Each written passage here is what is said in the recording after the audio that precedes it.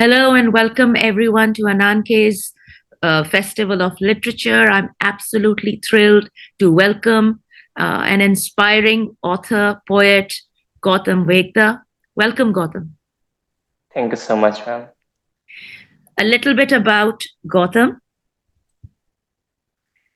Gautam Vegda is an anti-caste poet, illustrator, painter, and a research scholar from Gujarat, India.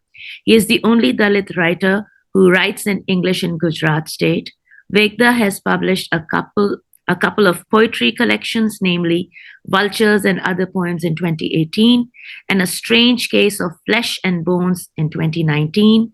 He has contributed to several global anthologies such as Madness, an anthology of world poetry in 2023. Gautam Vegda largely writes around the caste oppression and atrocities inflicted upon the Dalits and women. Gautam Vegda's recent works are around exclusive Dalit ecology and environmental justice. Gautam Vegda possesses a multifaceted skill set, such as painting and illustration. His illustrations and painting have been the part of a reputed Gujarati journal and have also created ripples in Indian poetry and art communities. Welcome. Thank you so much, ma'am. Thank you so much, Ananke Festival of Literature, for having me over. I'm really honored to be invited to the festival. So, being an anti-caste poet, being an Ambedkarite poet, and the first generation English speaker, so I choose consciously to write in English. So I'm the only, as you already mentioned, that I'm the only Dalit poet who writes in English in Gujarat. Who write directly in English in Gujarat. So mostly there are Gujarati poets who write in maybe Gujarati and then they later translate into English. But there are very few poets like Niro Patel was one of them, but he is no more. That I used to consider, and I also consider him as my poetic idol in a sense. So, writing in English will break regional as well as national boundaries and go global in order to raise issues of my communities and talk about it. So, when I talk of literature of Dalits, and it has always been the literature of experience, literature of resistance and equality. So there are very less elements of imagination in that kind of literature. So they encompass many other issues like the caste discrimination, gender inequalities, racial prejudices, unequal distribution of natural resources, environmental othering, and so on and so forth. So I again write from the perspective of environmentalism, Dalit environmentalism. There is a totally different idea of Dalit environmental compared to the mainstream environment and the idea and the concept of environment. So when I say Dalit environment, so what does it mean and why I write about it? So Dalit environment is quite an exclusive environment which only the community has the access of or access to. So in that particular sense, that particular community has a different lens to interpret ecology, right? And caste plays a major role about where they live, what they eat, what they wear, and how they use natural resources, which they were and they have been prohibited to use them directly since centuries. So, talking about the access to the natural resources, which are quite public, and these are the public resources, be it pond, be it river water, be it land, be it streets, anything that it may be. So, still, Dalits are every day facing atrocities and violences for accessing those environmental resources. In villages, even today, you see around that those public wells and ponds are restricted to certain communities. So certain communities or the Dalit communities, they do not have the access to, and even if they try to have access to, they are prone to violence. So they have this apprehensions, they have the fears to whether to use or whether to have some access to certain, maybe sometimes they walk on the streets of the upper caste, so-called upper caste colonies, or maybe they have access to the crematorium or the burial land of the mainstream society. They are beaten, or maybe they are humiliated, or there are different means of violences that they encounter and they are inflicted upon. Right. So mostly the poems are experiences, and mostly they are about my and my mother's relations, or because my mother has always been my hero. I have always been inspired by her because she never went to school. She went to school for 6 months, and still she knows how to read and write in the original language. And she broke the caste profession chain, because our caste profession was usually, and mainly it was about dragging the dead cattle and skinning the dead cattle, and eating the raw meat, or maybe cleaning the carcasses, the dead corpse of the cattle, or something like that. So from that to, she moved to the idea of being the seamstress. She started to sew on the machine, right? So again, that was a big move. That there's this caste hierarchy. She chose not to follow the caste profession. Maybe it is inspired by the religion, or maybe by something else, some sacrosanct idea. And she said, "No, no, I will not going to follow that."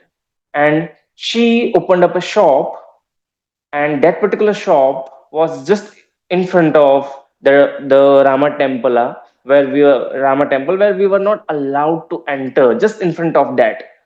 So that was the biggest movement in the history of my village, and the entire village came up to oppose her, and she was very firm. She said, "You do whatever you want to do. I will not going to remove the shop." And then she stood in the election of the village politics, and she became the head of the village then.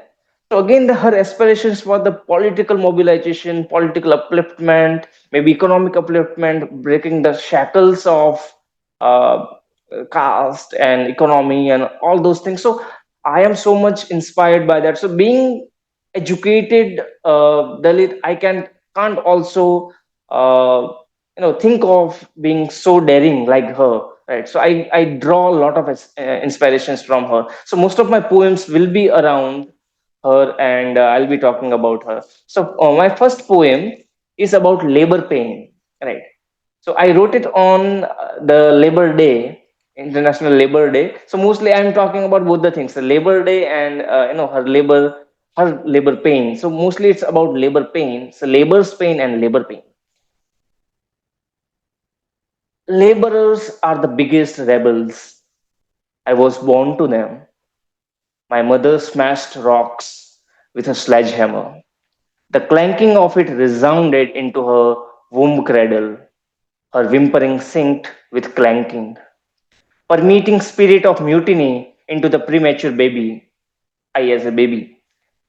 Dalit mothers destroy indestructible. Religion, scriptures, beliefs she was never afraid of. The sun and the moon she disobeyed. The sun and the moon she disobeyed. A solar eclipse harms the fetus, said somebody to her. A solar eclipse harms the fetus, said someone, and the hammer kept on smashing. The stones, the hammer kept on smashing the stones under the eclipsed sun, shattering the shadow of the moon. She mutilated many eclipses. My birth was a utter disobedience. So there's this myth that if a pregnant woman goes out under the solar eclipse or something, so Yes, she will have some miscarriage, or maybe a defected baby. yes, So, that's so what. Yeah, she kept on doing it, and yeah. she smashed the stones and the shadow of the moon. So she disobeyed the myth, the sun and the moon, and I was born. So my birth was her utter disobedience. So it was about that. So it talks about how Dalits deal with not only the idea of religion, but they also deal with the idea of the astronomical events. So one has to be fearful of the sun and the moon, the massive objects, but she was so firm that she could fight against them in a sense. The second poem uh, is about the bats, right? So I have compared myself with the bats. So the title of the poem is Bats. Starved, shrunk, and sagging breasts of my mother, drained as I absorbed them to survive. A blend of sweat and cement, which I merrily swallowed, was nothing but the sense of mother for me. I was swayed in the cradle, made of a tattered red shroud, tied under the concrete mixture, observing the machinery from the bottom angle view in a pendular motion, as if a bat were dangling onto the roof. My mother made me witness the world upside down. My mother made me witness the world upside down to not notice the burden of cement bags, concrete, and bricks on her head. We, the bats, were raised to turn things upside down. You can fabricate any hierarchy. I will ensure turning that upside down. So this was the second poem. So again, when my mother, she used to take me to the construction site. She was working there. So it is all scorching hot and everything. So there's this concrete mixture. So she used to tie me under the cradle of made of her odeni or something like that. So I always dangle like a bat, right? So bats, so just like bats. So when there's this hierarchy. So when you are displayed the world upside down, so you are at the lower start of the society. But when you are upside down, so you see yourself at the top, or maybe something like that. So It's beautiful. she taught me to turn things upside down. So you will fabricate any hierarchy. I will, as my mother taught me, I will turn things upside down.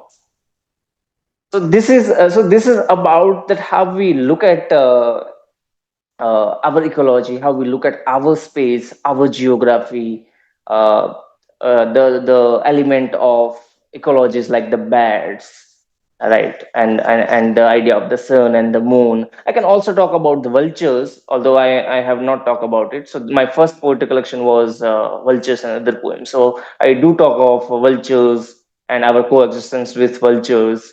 I also talk of how we shared same food, same habits, same habitats, and we used to talk about it. But uh, I think I don't have much time. I have to cover other poems as well. So I can also read a poem called A Mirror.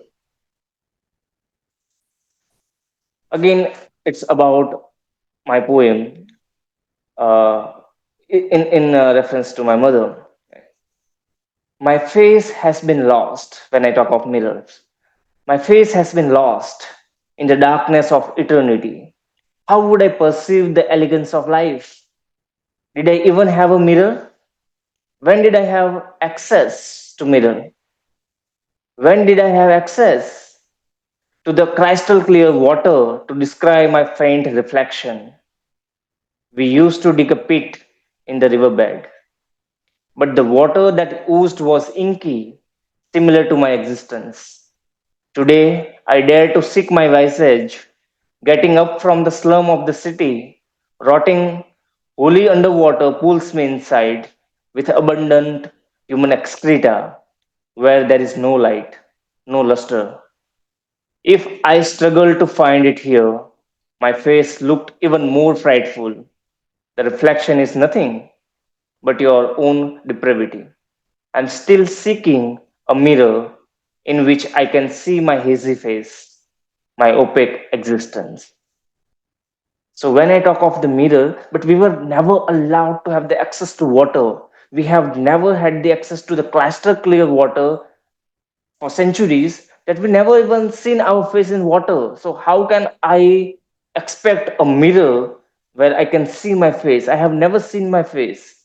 And whenever, so there's this riverbed, so we were not allowed to drink directly from the wells or the riverbed.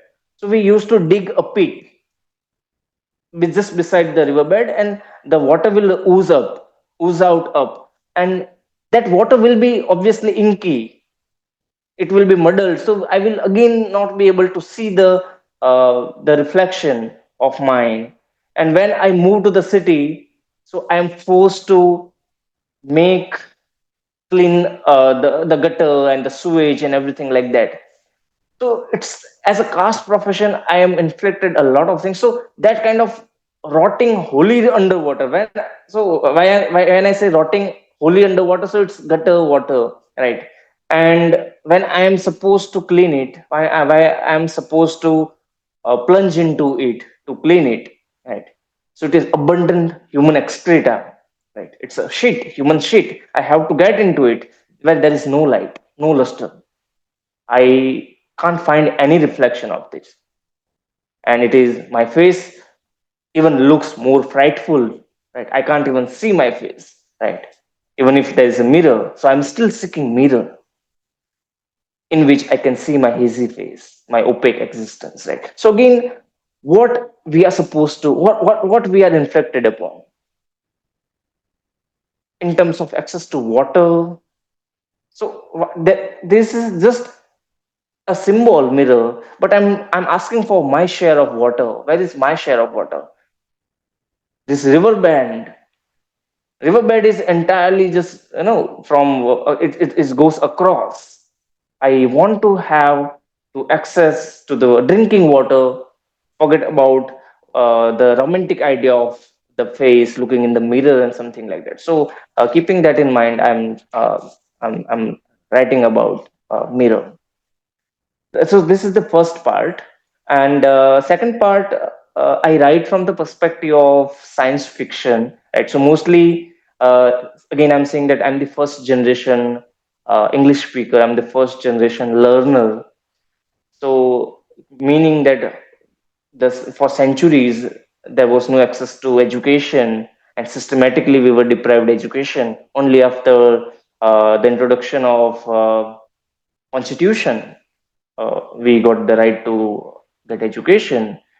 So keeping that in mind, it's always, there is a question of merit. There's a question of the ability, the cognitive ability of the Dalits, that whether they have the capability to challenge the mainstream idea of knowledge. So, what is Dalit epistemology? What is the Dalit idea of knowledge? And do we write? Can we write about that?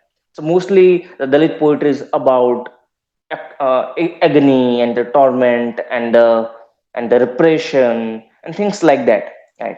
And it's always, so there's a perception that the Dalits only write about the pain, and they write about, so they just complain about what had happened to the past and all. So this is very much there, right? But can we talk of science? Can we go beyond, right? And in order to address issues of caste and inequalities only, but can we use different creative ways to talk about caste, right? And injustices happening around. So this is about, again, the caste profession will lurk into it, because as I told you before, that we used to drag, my parents used to drag dead cattle, and we had to drag it from the village to the area we stay, where the vultures are there, the wild boars are there, crows and the dogs. So we share the same food, right? Maybe it is rotting, or maybe it is anything. We also take out the skin and sell it somewhere. So the bones are somewhere, they are thrown, maybe the dogs are chewing it and maybe they are not able to chew it, then they are just all around. And sometimes we eat it also. So while eating, so if there's this tibia bone, from knee to ankle. In between that, there's a tibia bone. So that tibia bone is just like a telescope. If you look at it, so you can see through it, right? So I'm talking about that and my aspirations to look into the cosmic world, and my curiosity as a Dalit and as a first generation learner to look into the space and the idea of astronomy and all sort of things. So the title of the poem is A Telescope Without a Lens. My dingy house emitted slurps under the kerosene lamp. Bones were being gnawed. I was 9, excited to bite off some meat from a piece of rib, while all were engaged in sucking out the marrow. My mother's eye playfully sneaked through the cavity of the aspirated tibia bone. My mother's eye playfully sneaked through the cavity of the aspirated tibia bone, leaving my twin uh, ebullience to realize it like a telescope. A pale and plain face was fixated when I snatched it to reverse the view. To realize it, a pale and plain face was fixated when I snatched it to reverse the view. A faint light obstructed. I pretended to observe the moon, the lamp, the bones, the stars, as if a skilled stargazer. Charismatic effect impelled me to take it to school the following day. During the prayers, when all chorused, Ishwar Allah Tero Naam, I took out the bone on the sly, curiously pointed at the face of the science teacher because I wanted to impress him, like with a telescope. So I took out the bone on the sly, curiously pointed at the face of the science teacher.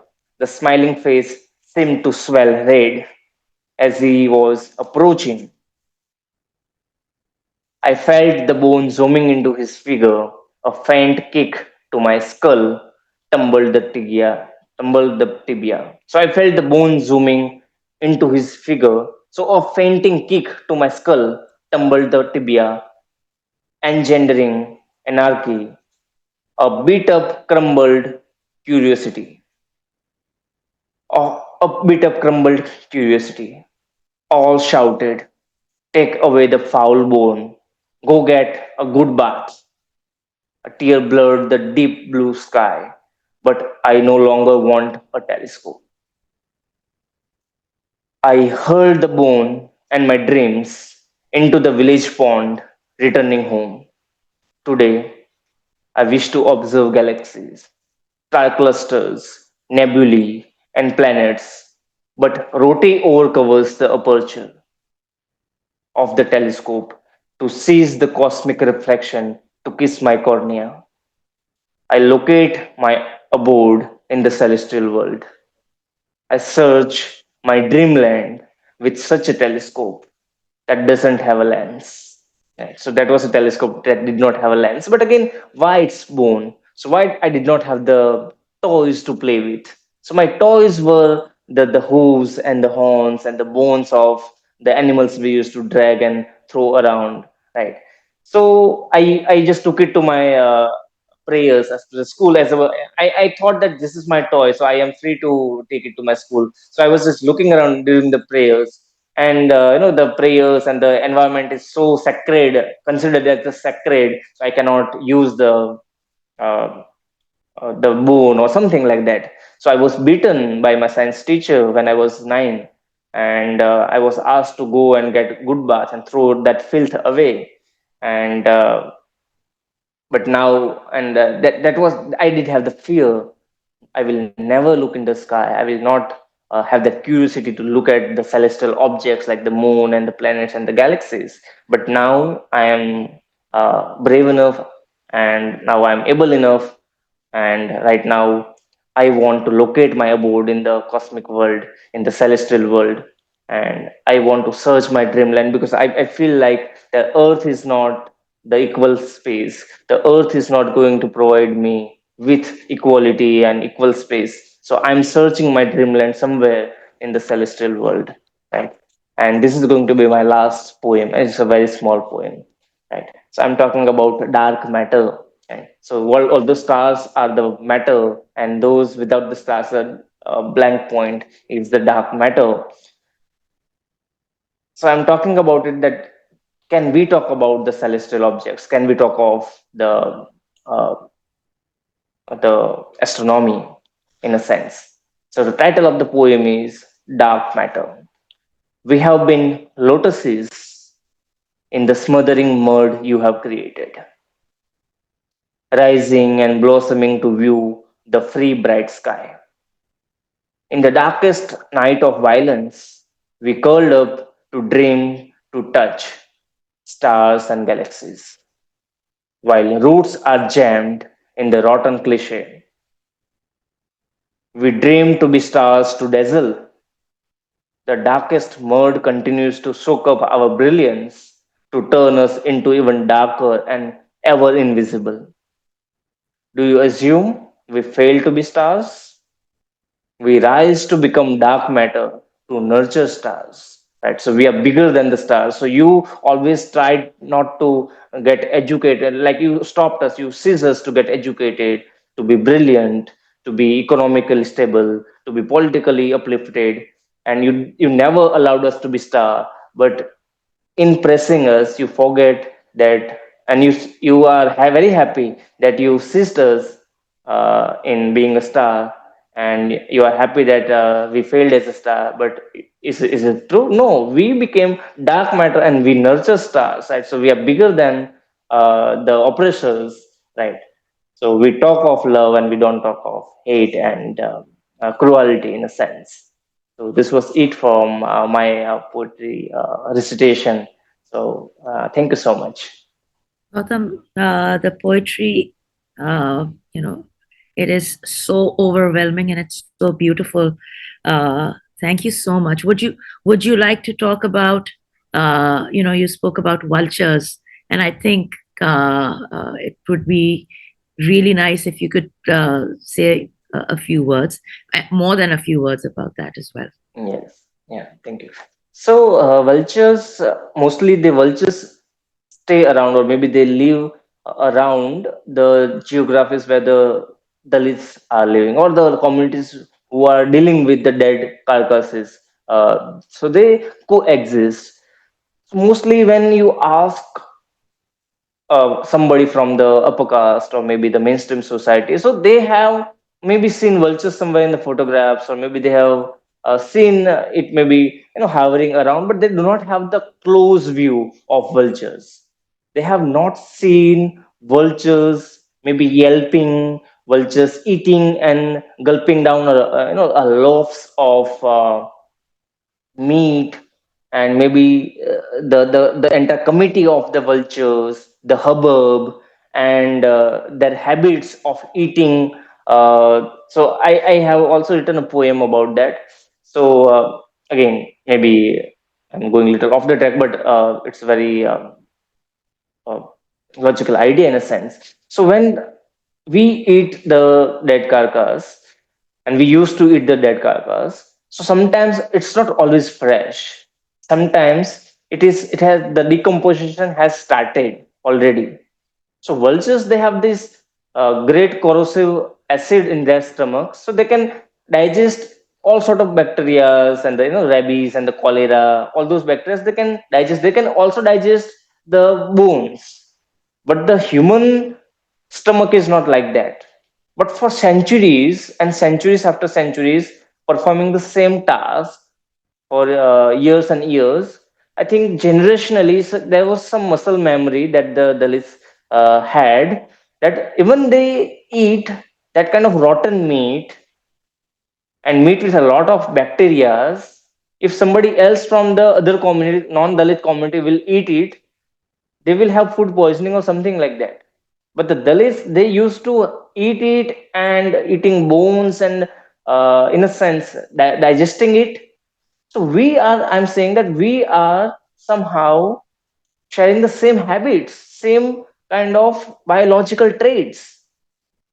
And we consume meat, we also take care of the geography where we live, where we coexist, we share food, sometimes as a companion and sometimes as a competitor.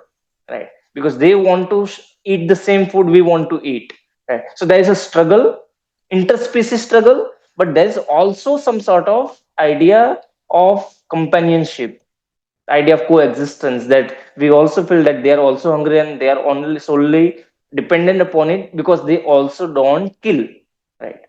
Because the Dalits also don't kill; they only depend upon the dead animals. So right, so the idea of, again, it's quite, there is a Buddhist root as well, right? And not getting into it.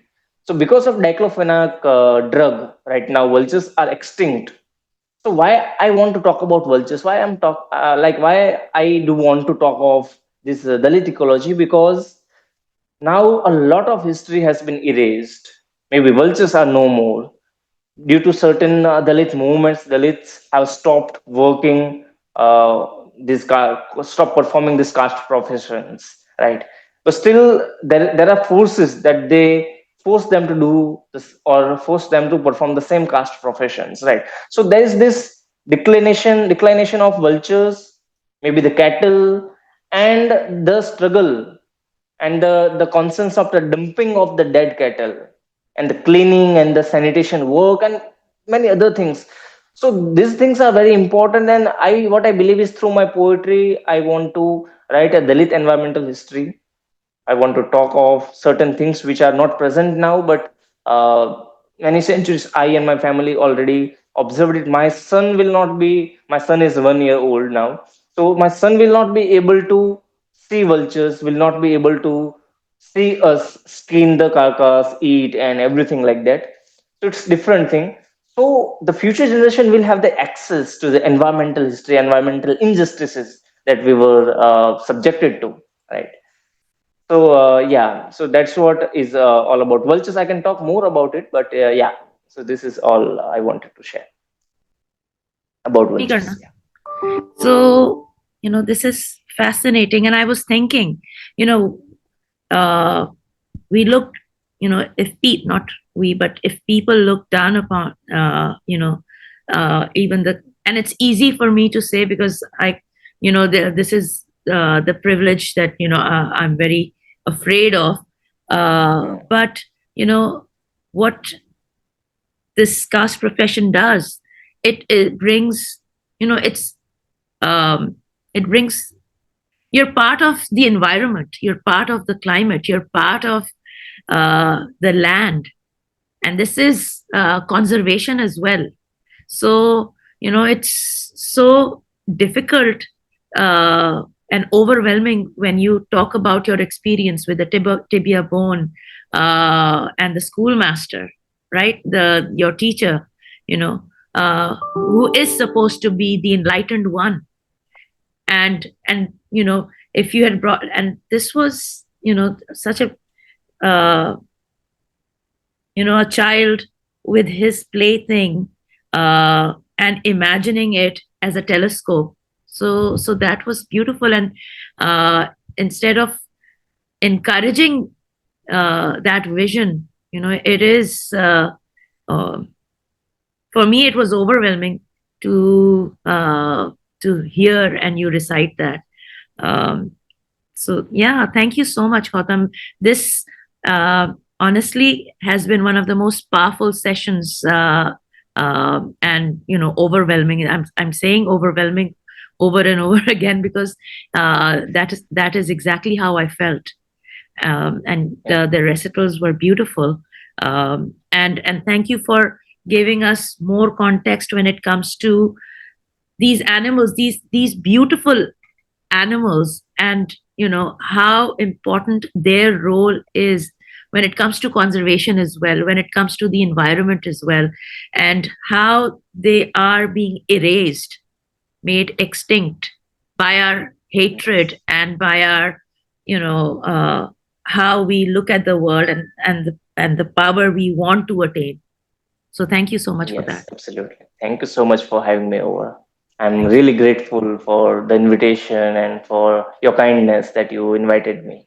No, it is actually our pleasure, to listen and to celebrate you and celebrate your work. Thank you so much. Thank you so much. Thank you so much. Thank you.